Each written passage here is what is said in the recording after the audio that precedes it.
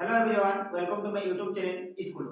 Guys, मैं आज आप लोग के लिए क्लास 10 के लिए मैथमेटिक्स लेकर आई है। जैसे कि आप बोर्ड पर देख पा रहे हैं, आज मैं आप लोग के लिए टोटल 6 क्वेश्चन बताने वाले हैं जो कि आपके एग्जाम के लिए बहुत ही महत्वपूर्ण है। तो चलिए मेरे साथ आप लोग बने रहिए और आपको एक एक क्वेश्चन सॉल्यूशन करके दिखाते हैं ताकि आपका बोर्ड एग्जाम बहुत ही बेहतरीन हो सके। ओके, तो देखिए हमारा फर्स्ट नंबर क्वेश्चन है माध्यिका तथा बहुलक के बीच संबंध ज्ञात कीजिए। ओके, यानी माध्यिका तथा बहुलक के बीच संबंध ज्ञात कीजिए। इसका मतलब माध्यिका बहुलक से जो रिलेटेड फार्मूला होते हैं वो आपको लिखना है। तो देखिए एक नंबर का आपका हो जाएगा गाइस, एक नंबर का संबंध हो जाएंगे तो आप लिखिएगा कि 3 गुना माध्यिका। ओके, 3 गुना माध्यिका बराबर बहुलक, 3 गुना माध्यिका बराबर बहुलक और प्लस लिखना है 2 गुना माध्य।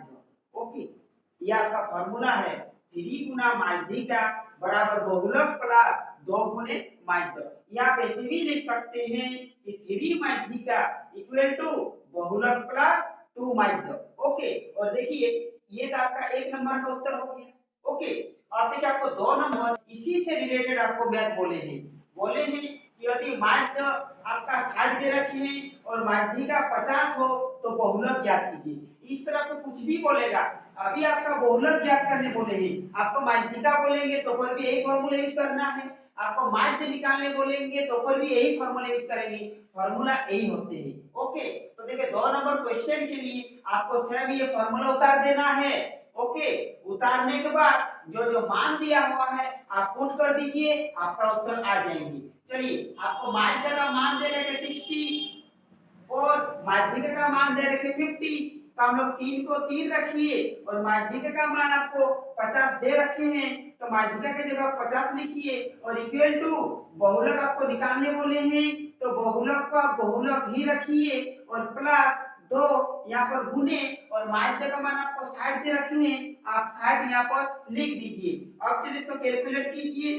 ओके, देखिए 3 गुना 50 करेंगे तो आपका 150 हो जाएगा और बराबर बहुलक को आप बहुलक ही रखिए और फिर प्लस दे दीजिए और 2 गुना 60 करेंगे तो आपके 120 हो जाएंगे। ओके, चलिए इसको इधर ला देते, कोई साइन चेंज नहीं, इसके बदले चला जाते हैं, कोई साइन चेंज नहीं। ओके, तो लिखिए बहुलक प्लस 120 और इक्वल टू उधर ले जाते हैं 150। ओके, फिर देखिए बहुलक को यहीं पर रख देते हैं और बराबर 150, ये प्लस है उधर चला जाएगा तो आपका माइनस हो जाएगी। अब लिखिए बहुलक बराबर 150 में आपका 120 चला गया तो आपका 30 हो गया, यानी बहुलक का उत्तर हो गया और 30 आपको बोले हैं बहुलक ज्ञात कीजिए, यानी इसका उत्तर हो गया 30। ओके, तो चलिए इसका स्क्रीनशॉट ले लीजिए। अब हम लोग क्वेश्चन नंबर 3 की ओर बढ़ेंगे। क्वेश्चन नंबर 3 की ओर बढ़ते हैं। क्वेश्चन नंबर 3 दे रखे हैं एक शंकु की ऊंचाई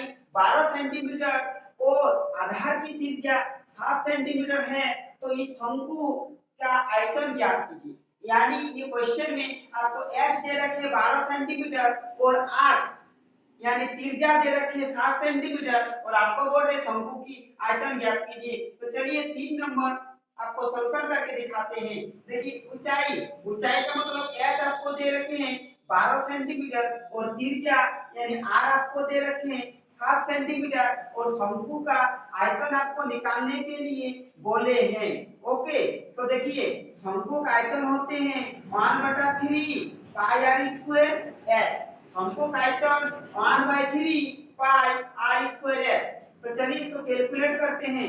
1/3 को 1/3 रखते हैं, पाई का मान 22/7 आपका अपने से लेना पड़ेगा और r का मान 7 है लेकिन इसमें r स्क्वायर है तो 7 को 2 बार गुना कर लेते हैं और h का मान आपको 12 दे रखे हैं, आप 12 लिख लीजिए। चलिए आपको इसमें से सिर्फ 7 और 7 आपका कैंसिल हो गया, फिर 3 भी कैंसिल होंगे, 3 4 12 आपका कैंसिल हो गया तो आपका बचा क्या, गुने में का कोई वैल्यू नहीं होते हैं इसमें नहीं लिख रहे हैं, तो 22 गुने 7 गुने 4 ये तीनों को गुना कर दीजिए, इसका उत्तर होंगे 616। आपको सेंटीमीटर दे रखे हैं, सेंटीमीटर लिखिए, आपको आयतन निकाल रहे हैं इसलिए क्यूब हो जाएंगे, यही हो गया आपका उत्तर। ओके, चलिए फिर बढ़ते हैं क्वेश्चन नंबर 4 की ओर। फिर देखिए क्वेश्चन नंबर 4। क्वेश्चन नंबर 4 को सॉल्यूशन करते हैं।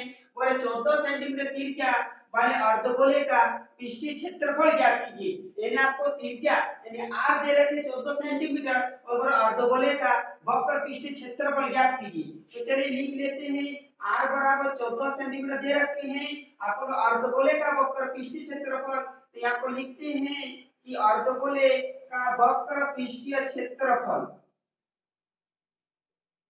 ओके, और देखिए अर्धगोले वक्र पृष्ठीय क्षेत्रफल होते हैं 2 पाई r स्क्वायर। ओके, चलिए 2 को 2 रखते हैं, पाई का मान 22/7 लेते हैं और r का मान 14 है यानी r स्क्वायर, इसका मतलब 14 गुनी 14 ले लेते हैं। चलिए इसको कैंसिल करते हैं, 7 गुनी 14 लिख देते हैं, 2 गुनी 22 गुनी 14 गुनी 2, ये चारों को गुना कर दीजिए, आपका उत्तर आ जाएंगे। देखिए इस गुना कीजिएगा तो 12 32 हो जाएंगे। सेंटीमीटर दे रखे हैं, आपका सेंटीमीटर हो जाएगा। क्षेत्रफल निकाल रहे हैं तो आपके स्क्वायर हो जाएंगे। यही हो गया आपका उत्तर। चलिए अब क्वेश्चन नंबर 5 की ओर बढ़ते हैं। अब देखिए क्वेश्चन नंबर 5। देखिए क्वेश्चन नंबर 5 बोल रहे हैं x minus a x plus a का माध्य ज्ञात कीजिए। ओके, आपको तीन तो संख्या दे रखे, देखिए x माइनस a फिर x प्लस a और आपको माध्य निकालना है। हम लोग जानते हैं कि माध्य का फॉर्मूला होते हैं सभी प्रेक्षणों का योग बटा कुल प्रेक्षण। ओके, सभी प्रेक्षणों का योग बटा कुल प्रेक्षण, तो सभी प्रेक्षणों का योग कर लीजिए। x माइनस a योग बोला है, अब प्लस दीजिए, फिर x लिखिए, फिर प्लस दीजिए, x प्लस a। चलिए फिर बटा दीजिए सभी प्रेक्षणों का योग। देखिए ये 1 2 3, तो यहाँ पर आप 3 दे दीजिए। चलिए माइनस a प्लस a आपका कैंसिल हो गया, तो 1x 3x हो गया, तो 3x और बटा 3, तो 3 आपका कैंसिल हो गया, आपका सिर्फ x बच गया और x हो गया आपका उत्तर। चलिए अब लास्ट क्वेश्चन 6 नंबर। अब देखिए लास्ट क्वेश्चन 6 नंबर आपको क्वेश्चन दे रखे हैं 7 सेंटीमीटर त्रिज्या तथा 5 सेंटीमीटर ऊंचाई वाले लंबवृत्तीय बेलन का आयतन ज्ञात कीजिए। यानी आपको क्वेश्चन दे रखे हैं त्रिज्या 7 सेंटीमीटर और h 5 सेंटीमीटर और आपको बोल रहे हैं कि बेलन का आयतन ज्ञात कीजिए। तो चलिए लिख लेते हैं, r बराबर 7 सेंटीमीटर दे रखे हैं और h बराबर आपको 5 सेंटीमीटर दे रखे हैं और आपको निकालने बोल रहे हैं बेलन का आयतन। ओके, तो चलिए बेलन का आयतन होते हैं फॉर्मूला पाई r स्क्वायर h।